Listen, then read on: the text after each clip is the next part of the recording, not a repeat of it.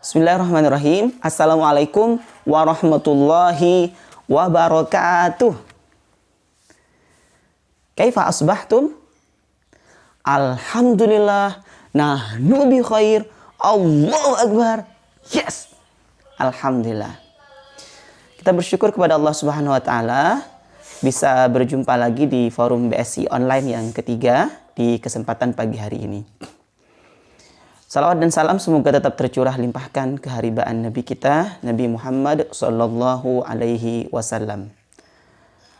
Anak-anakku yang berbahagia, wabil khusus anak-anak kelas 6, di kesempatan kali ini Ustadz Daring ingin menyampaikan satu tema BSI yang penting untuk kita semua, yang kalau antum masih ingat, di pertemuan sebelumnya Ustadz pernah membahas tentang Al-Quran, menjadi keluarga Al-Quran, menghafal Al-Quran. Nah, pada kesempatan hari ini Ustadz ingin menekankan kembali, memperkuat kembali tema yang berkaitan dengan Al-Quran. Tapi lebih banyak Ustadz Daring akan berbicara tentang bagaimana caranya agar bacaan Al-Quran kita bernilai ibadah di hadapan Allah Subhanahu wa taala dan kita yang membacanya kemudian mendapatkan pahala dan ridhonya. Nah, gimana caranya? Ada yang tahu bagaimana caranya agar ketika kita baca Al-Quran, bacaan kita dinilai sebagai ibadah dan kita mendapatkan pahala dari Allah Subhanahu wa taala? Ya. Ada berapa syaratnya?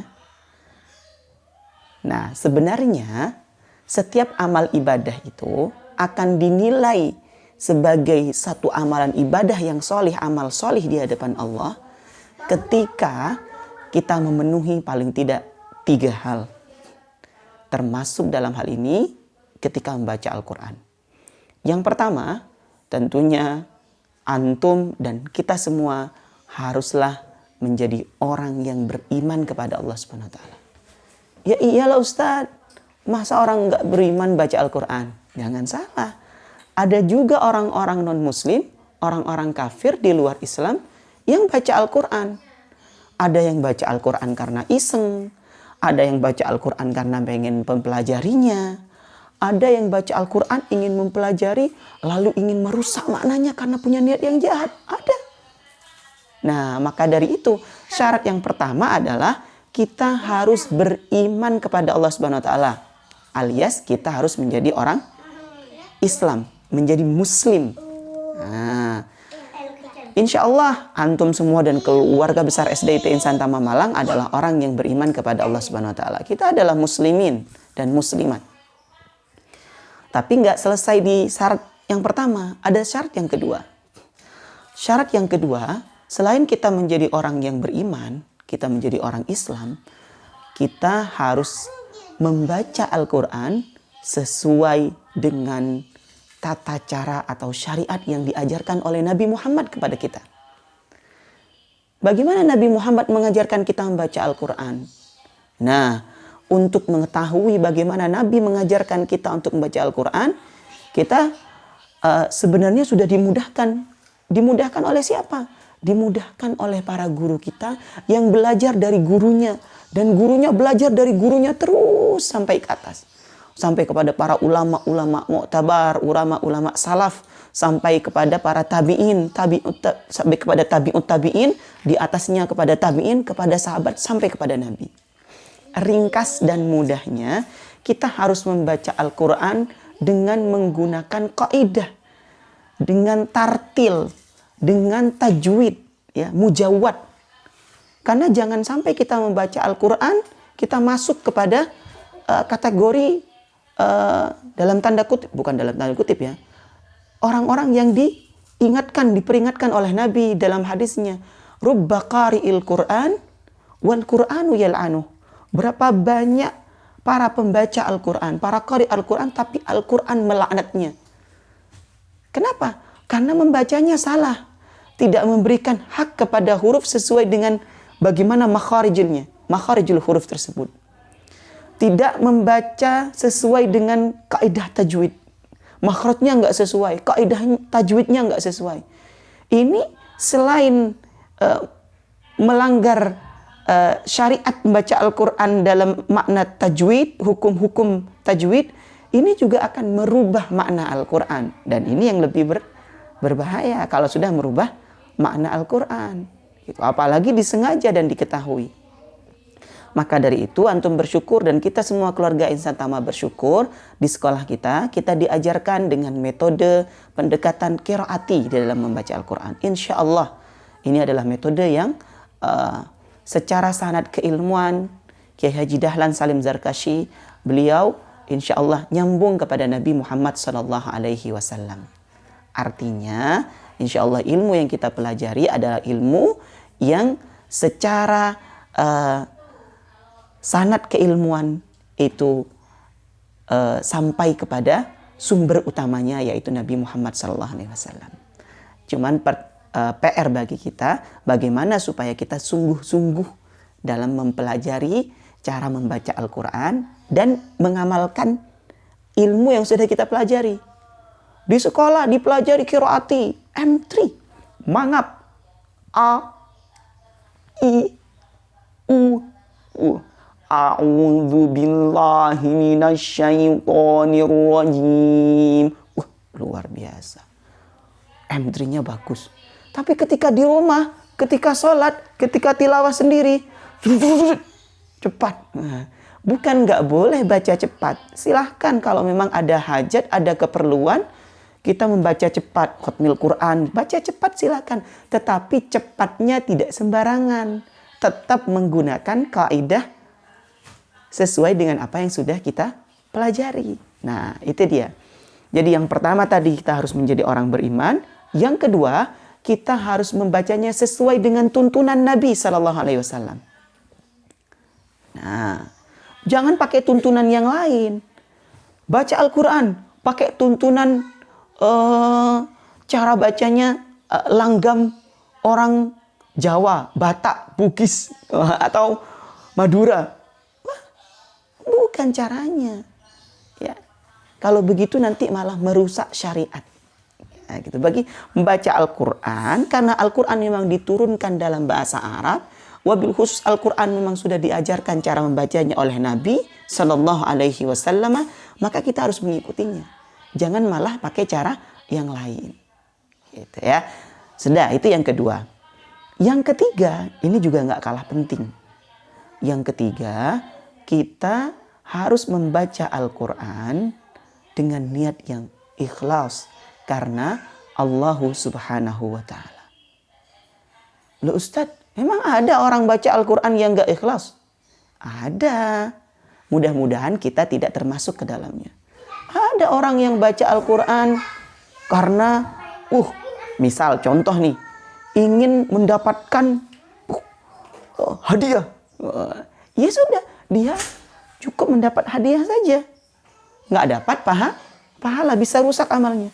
Atau lebih parah, dia baca Al-Quran supaya dikatakan ahli Al-Quran. Dia baca Al-Quran. Di jalan, di bis baca Al-Quran. Keras-keras. Di masjid baca Al-Quran. Kalau nggak ada orang, nggak jadi baca Al-Quran.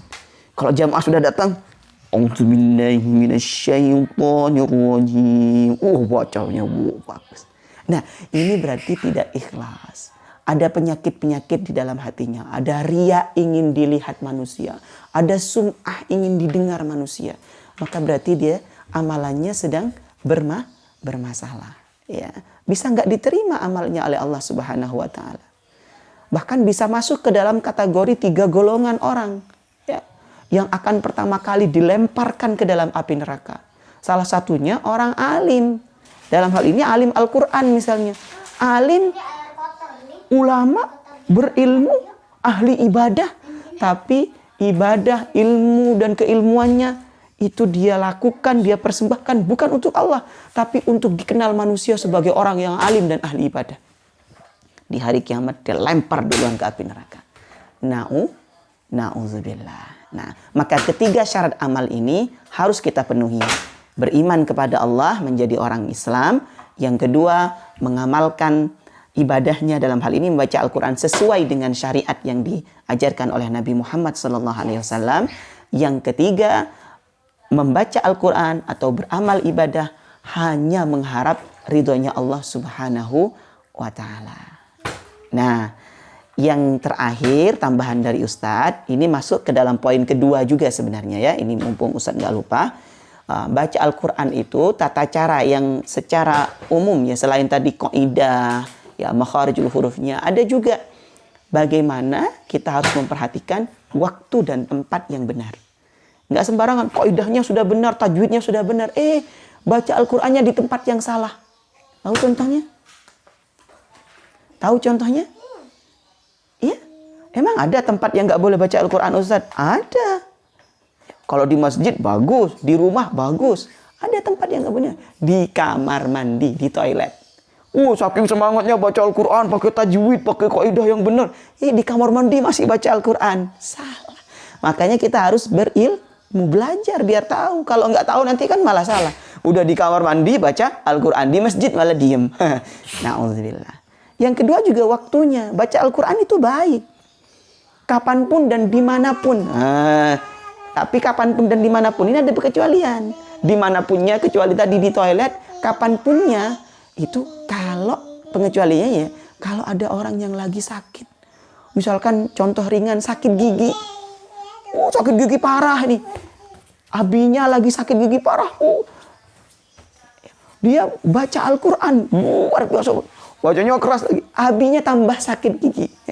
Baca Al-Quran itu ibadah, disunahkan di dalam Islam. Kita mendapatkan pahala. Tapi kita berkewajiban untuk menjaga orang lain dari gangguan kita. Dalam hal ini, misalkan ayah dan bunda antum lagi sakit. Sakitnya pusing atau sakit gigi, antum maksa baca Quran yang keras. Malah tambah sakit gigi. Nggak boleh. Ya, gitu. Nah, itu saja dari Ustadz Daring. Dari ketiga syarat tadi harus kita penuhi agar amal ibadah kita, wabil khusus bacaan Al-Quran kita, diterima oleh Allah Subhanahu wa Ta'ala. Dan kita mendapatkan pahala dan derajat yang tinggi di hadapan Allah Subhanahu wa Ta'ala. Terakhir pertanyaan dari Ustadz, silahkan dijawab. Pertanyaan yang pertama untuk Mas Abid Zihni Al-Jundi. Nih khusus untuk Mas Abid. Syarat pertama diterimanya amal ibadah, khususnya membaca Al-Quran. Apa Mas Abid? Yang kedua untuk Mbak Alia. Ayo Mbak Alia. Apa syarat kedua? Syarat diterimanya ibadah kita di hadapan Allah, wabil khusus membaca Al-Quran. Tayyib.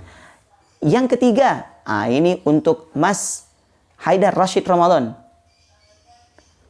Sebutkan syarat ketiga untuk agar diterima ibadah kita di hadapan Allah. Syarat ketiga dalam membaca Al-Quran, ya, diterimanya amalan ibadah kita. Sampai Ustadz bingung mau ngasih pertanyaannya ini.